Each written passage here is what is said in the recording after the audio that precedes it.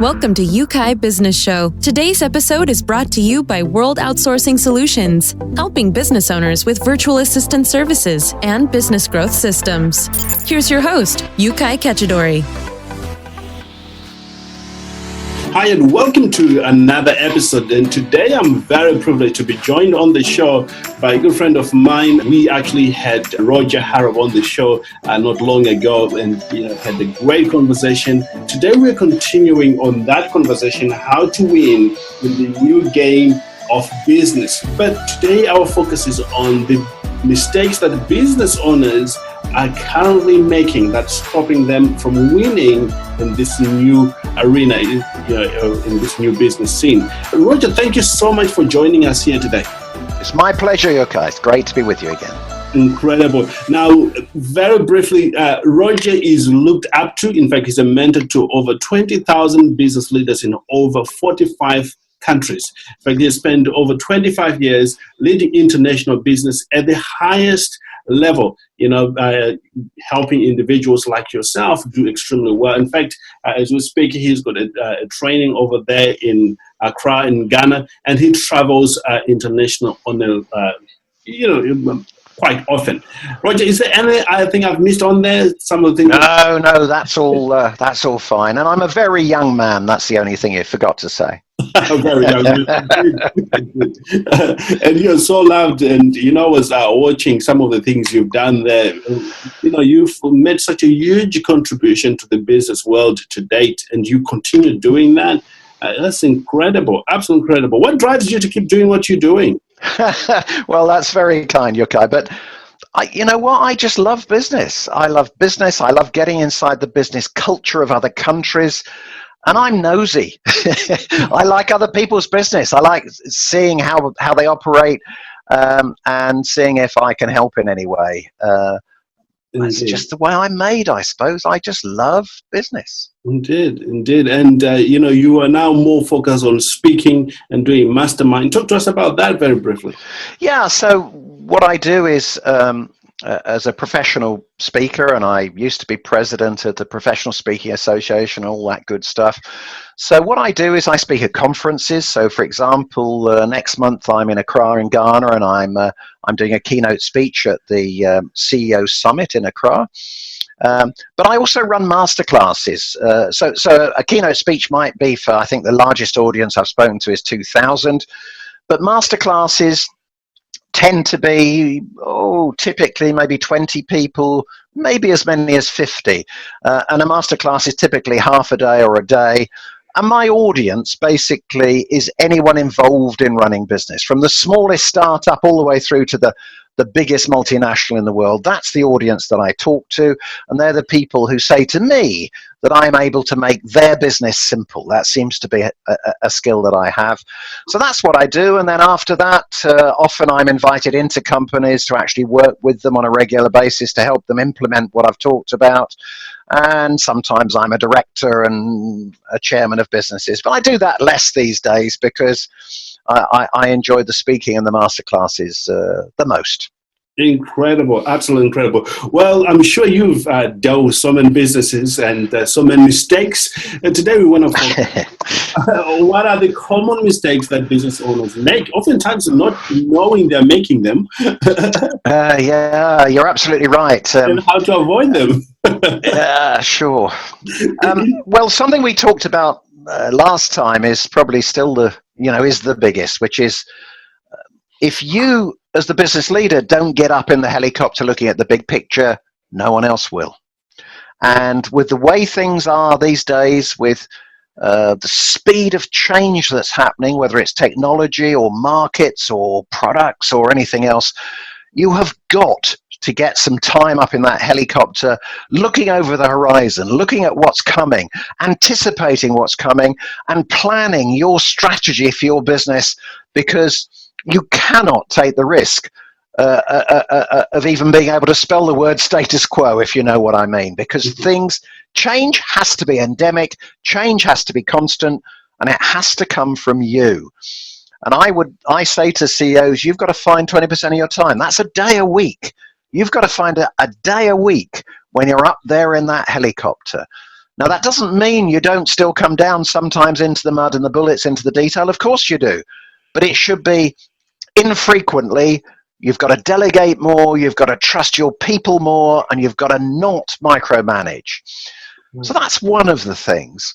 Something else I come across, particularly in family businesses, and particularly when it's maybe the second generation family business. They inherit the business, and I see them, and they've sort of got their arms around the business, and they're saying, I mustn't take risks with this business. I've inherited this business. I've got to look after it. Right. And actually what they do is take the biggest risk they can, because they're not challenging that business. You've got to challenge the paradigms in the business. Constantly you've got to do that and say, you've got to look at those things. Even if it's the crown jewels the business was built on, you've got to look at them and go, is that right for the future, yes or no? And if the answer is no, you've got to throw it away. That's your job as a leader, is to challenge everything you do. You must never, ever get complacent and just carry on doing what we've always done, because that's what we've always done. Once again, that's a great epitaph to have on your gravestone, I'm afraid, or the gravestone of your business. These days more than ever, and I repeat, if you don't do it, nobody else will. And I think the third thing I would say is all around people. People are an incredibly precious resource. You should be looking at people as a fixed asset, not as a variable asset, as a fixed asset. And what I would say to you is, if you really want to be successful into the future, your business has got to be full of 9s or 10s. 9s or 10s out of 10, however you judge them. You cannot allow, this is brutal stuff, I'm afraid, but you cannot allow yourself to have passengers, because passengers act as a bit of a cancer. They infect everybody else, and talent will leave you. Right. What I would say to you is, you've got to work incredibly hard, and it is you. It is not somebody else. You've got to look at making sure you recruit the very, very best people. Don't compromise. Even if it means you've got to wait, you've got to say no to people. Recruit the very best, the 9s or the 10s. Right. Judge them, having recruited them, very tightly. If they're not up to, don't make excuses. None of us like confrontation, but we're paid to do it as business leaders. If they're not up to scratch, they must not be there any longer. Now, of course, you've got to train them, you've got to help them, you've got to encourage them, but don't let that carry on too long, because if you do, the best people will leave you. You can always find a reason not to confront people. You've actually got to make sure you set those standards and meet them, because everyone appreciates that. There was some research done not that long ago looking at what employees want from their employer. It was done across all kinds of sizes of business, all kinds of market sectors. Right. And number 2 on that list, in order of priority, number 2 is discipline. I wish to see, they said, my co-workers disciplined. I don't want soft management.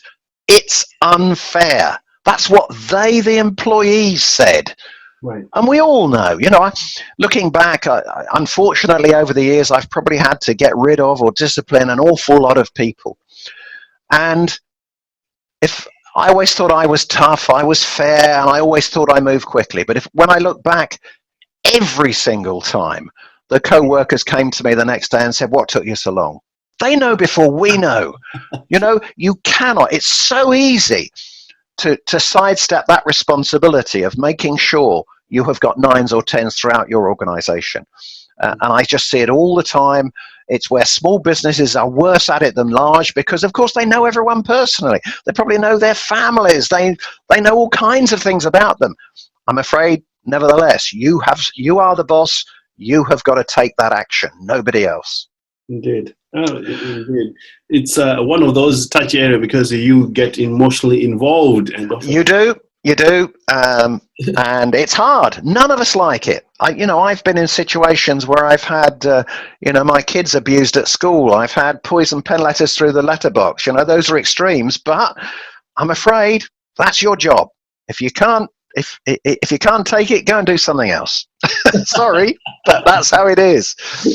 And then something else, another mistake that I see, Yukai, is, well, they relate to customers. There's two things. Firstly, is allowing one or two customers to get too powerful. I was in a business the other day. They're a food business, and they supply, here in the UK, they supply the big supermarkets.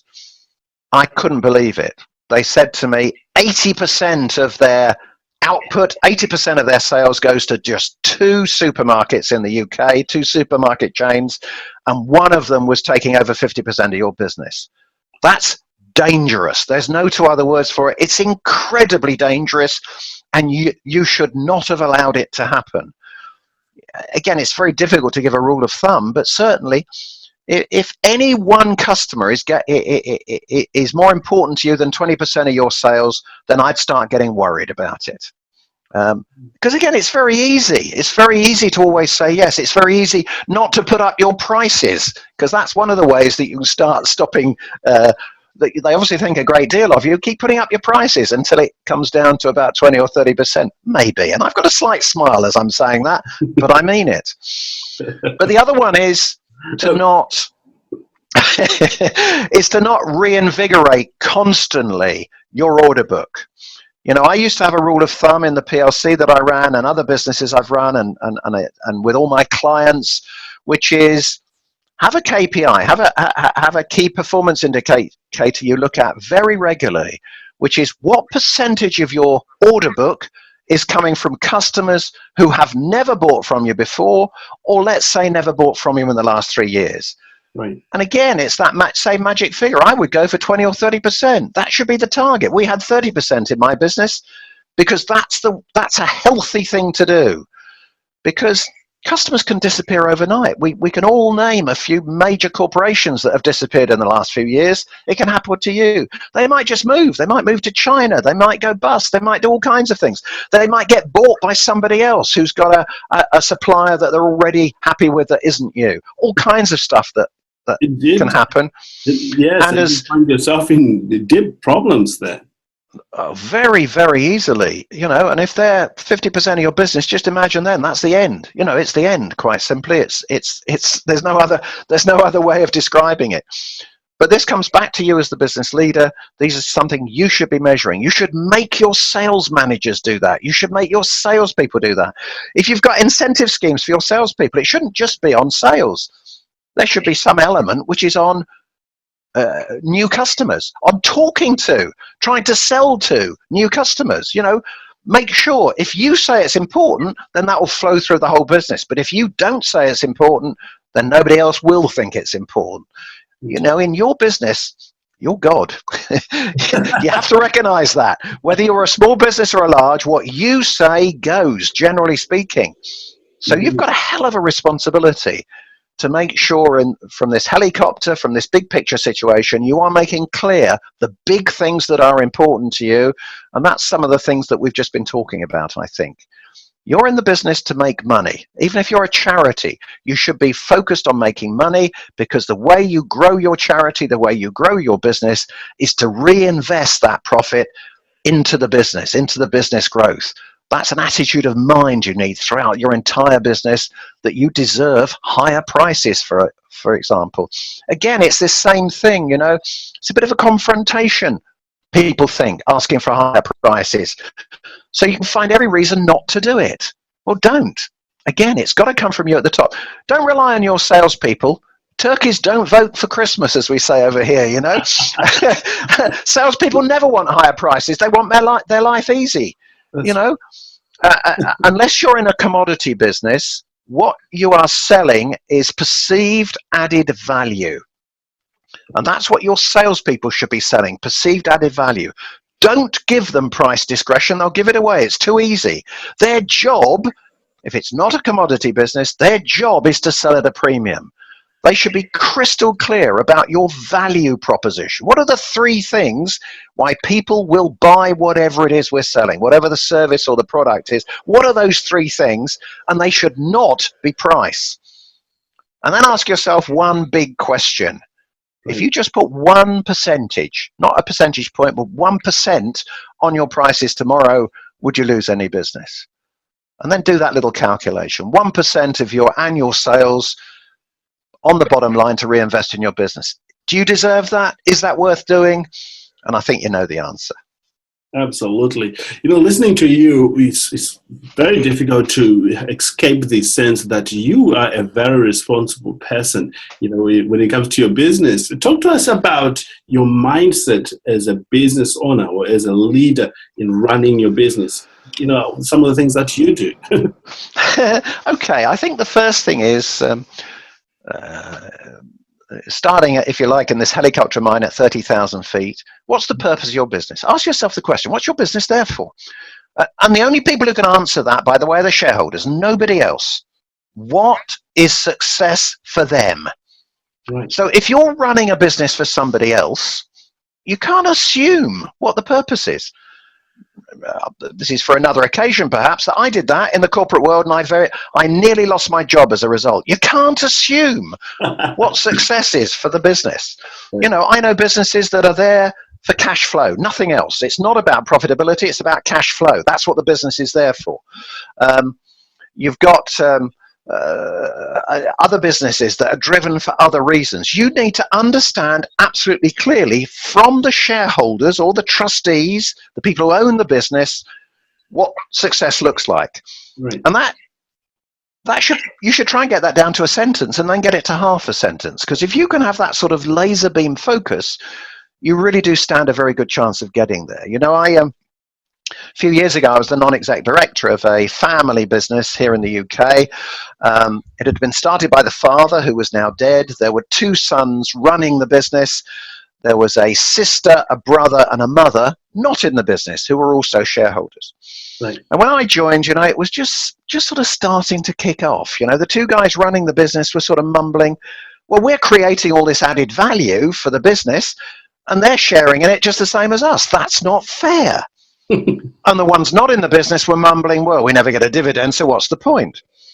So we called a shareholders meeting, and that's what you need to do. You need to have something called a shareholders meeting. That's not a directors meeting, it's not a board meeting, it's not a manager meeting, it's a shareholder meeting, and I recommend you have it twice a year, for example. Now, what we did is we called a shareholders meeting.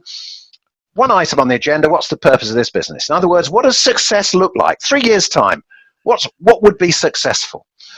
And it actually took us, we had a meeting a month, but it took us something like 5 meetings, would you believe, to end up with a purpose which really sounds very mundane. The purpose we ended up with was sustained profitable growth with a target of 15% return on sales and normally pay a dividend. That was it. But you can look back at the financial performance of that business and see exactly where we took that decision. Because you know what? Suddenly, everyone is pulling in the same direction. That's the way it works. So you've got to nail that purpose. It may be you and a partner. I can tell you any number of stories where I've gone into companies where there's partners, where there's family members, where all kinds of people, where either they just simply didn't realize the purpose was different. Where you may have started the business with a partner, and you may have been crystal clear at that point what the purpose of the business was. But as time goes on, that all gets dissipated, it all diverges, and you need to talk about it. Indeed. So having done that, when you're clear about the purpose, and I would say to you 99 times out of 100 for a commercial business, whether you like it or not, that purpose is something financial. It may be to sell the business in 5 years' time. It may be to, as I said, sustain profitable growth. But what it means is, from that moment on, every strategic decision you take in your business, you put across that filter. Is it a step along the way to that purpose, yes or no? And if the answer is no, you don't do it. Right. Just taking that decision de-stresses you personally instantly, because everyone knows what the business is there for. So having got that, everything else flows from that. Your KPIs, you should have on your desk every month a set of figures, and it must not be a big set of figures. Maybe there's 12 numbers there, which are the key performance indicators for your business. And they should be in order. You need to get a grip on your accountants. Accountants are producing accounts for you to help you run the business. That's the only reason. Now, the way accountants prepare a P&L, for example, is to start with sales. Yes. Why? If we're there, as we've just said, to generate profit, then it should start with profit. That's the most important thing. And get a grip on your accountants. Make sure you're using your accounting speak, because they make it ever so confusing for us. Sales are the same as revenues, are the same as turnover. Decide which one of those terms you're going to use for your business. Gross margin is the same as operating profit for some people, and so on and so forth. So that you are presented on your desk every single month with a set of figures that are right for you. Now, they're not necessarily all financial. It might be profit. It might be a quality measure for your product. It might be, as I had in a business I was chairman of recently, a happiness score of the employees. That was on the desk every single month, and if it fell below a certain figure, we asked the question why. So no more than 12 figures that instantly are able to tell you the health of your business based upon its purpose. So those are things that I would look at. Something else that you need to do is to communicate.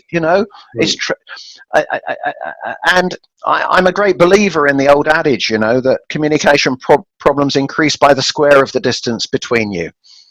So if you've got, got everyone on one site when you start out, it's pretty easy to communicate. You know everyone by name, but there's a number of tipping points as a business grows. There's a first tipping point where actually you've got more people than you can really know every single person in great detail. There's another tipping point when you start having people who are remote from you. Maybe it's around the country, maybe it's around the world. That means you have to work harder, not just on transmit, but you've got to make sure you receive as well. You get stuff back. You've got to work 3 times as hard if you've got people who are remote from that head office location. That's your job. It's not somebody else's job. So that whole business about people and having that feedback loop and making sure that everyone's pulling in the same direction. It's those sorts of things I think that a chief exec has got to keep focused on. And this always asking the question, why are we doing this? Why are we doing this? Should we do it another way? Could we do it another way? And occasionally taking time out with if you've got fellow directors, partners, whatever it is, go away from site, go for a weekend somewhere and start with a clean sheet of paper and think the unthinkable about your business. Yeah. You may still come back with the same answer, but even if you do, that's great because you're reinvigorated. And have a business plan. Have an annual business plan. It does not need to be 459 pages long, like so many people produce it. It should be 6 pages, which are big picture things that are saying, this is the way we are going to move forward. And here's a 5-line P&L. Don't go further than a 5-line P&L as to what we think we can achieve at the end of the year. Those disciplines are really important. Incredible. Well, the level of knowledge you're sharing with us here is transforming for any business owner who's going to be implementing this. Well, I won't charge you too much, Yukai. Well, as we come toward the end of our time together here, we always want to find out how people can find you, or what sort of people you work with, so that they can reach out to you. Okay, so very simply, if you send me an email, I will always reply. I'm very happy to do that. My email is Roger, R-O-G-E-R, at Roger Harrop, that's one word, R-O-G-E-R, H-A-R-R-O-P for Peter, .com. So send me an email. I'm also on WhatsApp and I'm on all the other things generally. Once a quarter, I produce a business tips newsletter, which people seem to like. I've got 6,000 people that goes out to every quarter. If you'd like that, have a look at my website. You can sign up to it on my website. My website is rogerharrop.com. So there we go. I've also got a channel on YouTube if you'd like to look at clips of me speaking. And also I've got various business tips there. And if you look on my website, I've got a knowledge zone. And a knowledge zone where I've put in videos and PDFs and white papers and all kinds of things. Some of them are about speaking, some of them about event managers, but there's also quite a lot about business advice. So there's some free resource there. So please use it. Incredible. And you also have got a book out there. Where can they find it? Well, I've got 2 books. If you go on Amazon, I've got my first book I produced, which is called Staying in the Helicopter. And my latest book is called Win, How to Succeed in the New Game of Business. That's now got 45 4- and 5-star reviews on Amazon, so I'm very proud of that. So if you go on Amazon, you can find those books, and you'll see, again, on my website, under books, there's a link directly to Amazon where you can get those. Incredible. Absolutely incredible. Well, Roger, it's been so wonderful to have you on the show. And we certainly want to wish you all the success in your trips. Thank you. Which you have very soon coming up. Indeed. Well, thank you very much. I've really enjoyed it, and the best of luck to everyone. I really do believe these are the best times to be in business ever, and I'm very envious of every single one of you running your own business. Incredible, absolutely incredible.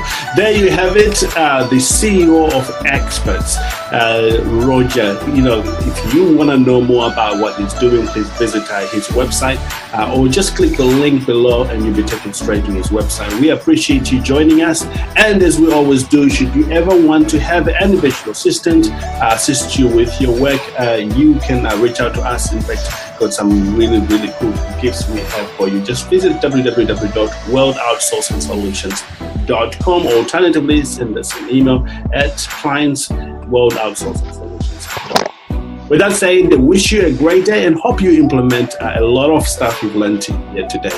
Take care and enjoy. Bye. Bye. Thank you for listening to UK Business Show. We will be back to bring you more episodes with success stories and advice straight from the experts. Want more? Check out www.ukbusinessshow.com. Get your free trial of our virtual assistant service today. Just visit www.worldoutsourcingsolutions.com. Quote WOS18 or send us an email at support@worldoutsourcingsolutions.com.